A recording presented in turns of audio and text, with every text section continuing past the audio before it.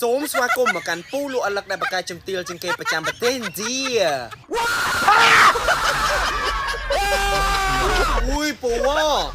ពូមួយនេះតប៉ែមែនណាខ្ញុំនិយាយធម្មតាសូមមកសេជំទាវដាក់ខ្ញុំយកជំទាវយកតែម្ដងណាណា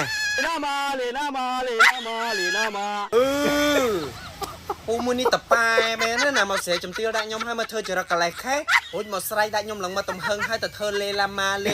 ធ្វើមិនដឹងមកគាត់ទៅទៅអញ្ចឹងណាक्या मालिक गुलाब का फूल है आय हाय बाबा हमारा बच्चा आय हायអញទៅអញ្ចឹងណាពូទៅជាថាបលឹកថាអីដូចកូនកមុំឯណាយកអីគេកណាត់ក្រហមមកគ្របហើយខ្ញុំមិនដឹងនិយាយពួកឯងថាមិនទៀតទេពូអូខេពូអូខេខ្ញុំមិនដឹងថាពួកឯងនិយាយអីសោះតែម្ដងណាស្ដាប់គ្មានយល់ឯមែនតិច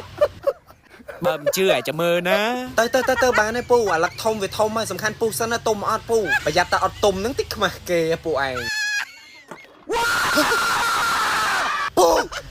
ពូមួយនេះប្រាប់អត់ចេះស្ដាប់មែនណាតប្រែមែនណាពូប្រាប់ថាកុំស្រែកផ្អើលក្មេងនោះក្មេងនៅជុំវិញលំផ្អើលគ្នាលបិទតិចបកកាយអាខាងចំទីលចាំផ្លេតងពូអើយពូឲ្យស្រែកឲ្យមានមើលមុខខ្លួនឯងអត់មុខឡើងដូចខ្ញុំ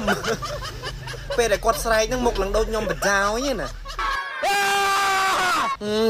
លោកឯលោកប្រាប់ថាថ្លង់ឲ្យពូម្នាក់ចេះស្ដាប់គ្នាមែនណាថ្លង់ណា